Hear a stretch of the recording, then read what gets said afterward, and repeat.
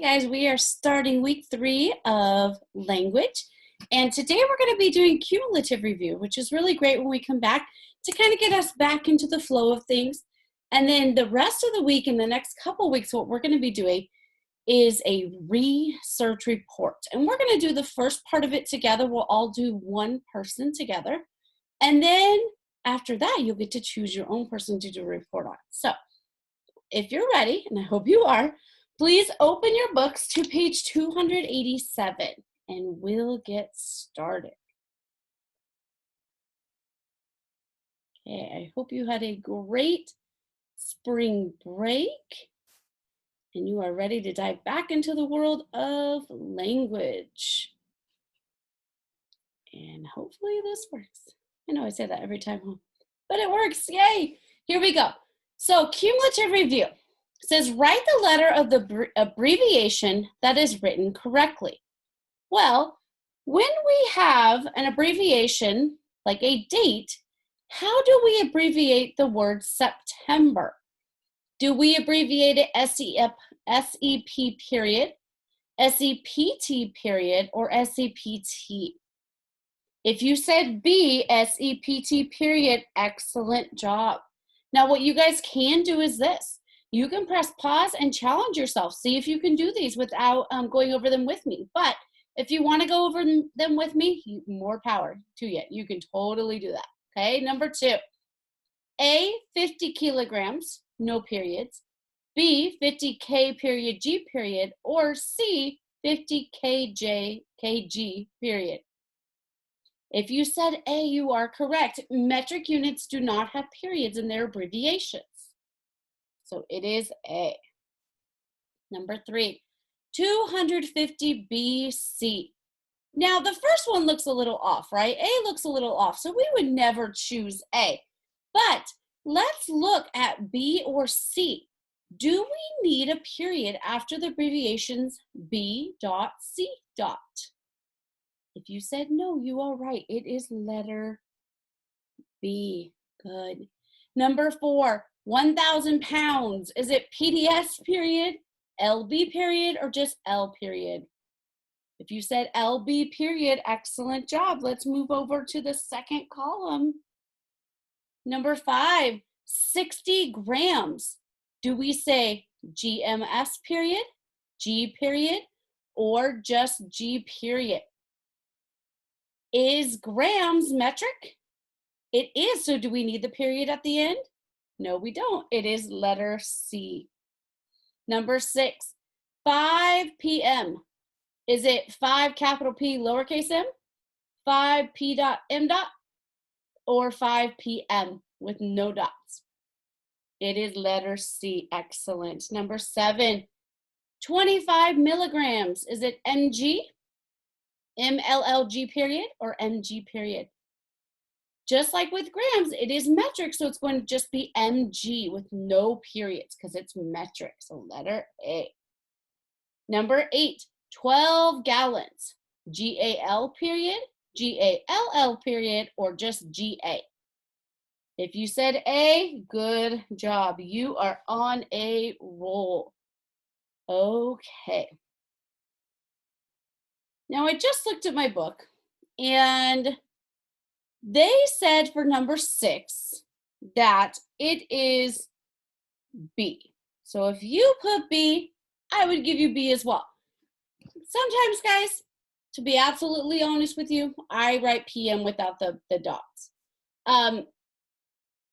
You could choose either way. I think that's one of the more ambiguous, there we go, kind of language aspects. Remember, sometimes I tell you that either way I would count it correct. That's one that I would count correct as well. Okay, let's move on to B. Now we have to review these dishonest tactics before we can solve, or before we can answer, numbers 9 through 13.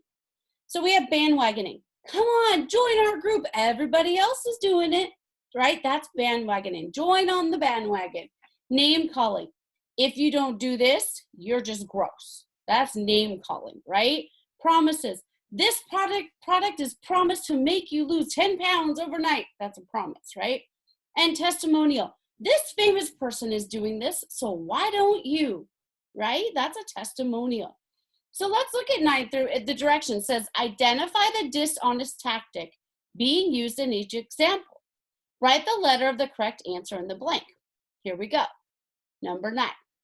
Don't be caught on the losing team. Use KC Sportswear for all of your athletic needs. What do you think? Is that a testimonial of somebody famous? No. Is it promises? Are they promising to do something? No. Is it name calling? Are they calling? I don't think we're calling names. So do you think it's bandwagoning? I think it's bandwagoning. Or it could be name calling. Ooh, that one's a tough one. What do you think? Well, if you put bandwagon or name calling, I would give it to you. It is name calling. But guess what? If you put bandwagoning, I would give that one to you as well, okay?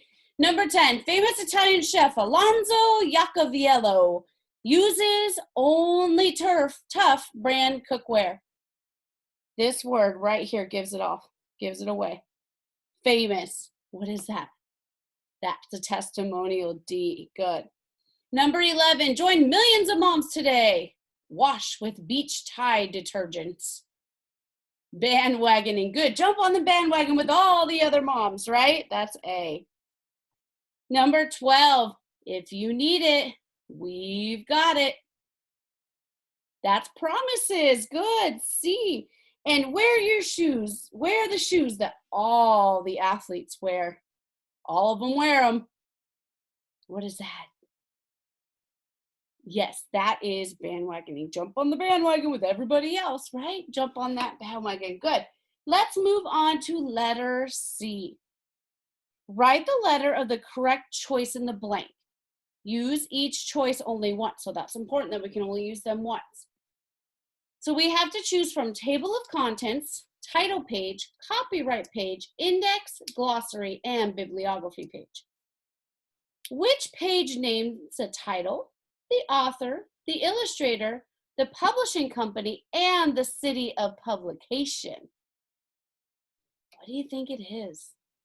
If you said title page, excellent. It is title page, letter B. Let's get a different color in here. Letter B for title page. Good. So we're done with that one because we're only using them one time each. Number 15, where would you look to find more information about topics covered in a book? Where would we look? More information is the keywords here. More information. Would we go to table of contents to find more information? No. Would we go to a glossary? Nope, that's like a dictionary. That would be F, a bibliography page. Good. Okay, number 16. Where would you look to find when the book was published? Take an F off of there. Okay. Would we go to a table of contents? Nope, that just lists everything that's in the book. We would go to the copyright page. It tells us when the book is published, so letter C. Number 17, which tells the names of the chapters in the books? Would it be table of contents, index, or glossary? Do me a favor and go to the front of your book. What's it called where it's naming all the chapters in the front of your book? I have mine right in front of me too. What's that called? A, good, a table of contents. Number 18, where would you look to find the definition of a word? Oh, I kind of gave it away to you a little bit ago. Where would you look to find the definition of a word? It's a glossary, letter E. So that leaves us with letter D, and let's look at it. Which contains the exact page number of a certain topic in a book? And that is the index. Good. If you go to the back of your book, and let's say you want to look up bandwagoning, you can go to the glossary because it'll talk about it. You can also go to the index, and it will tell you about it as well.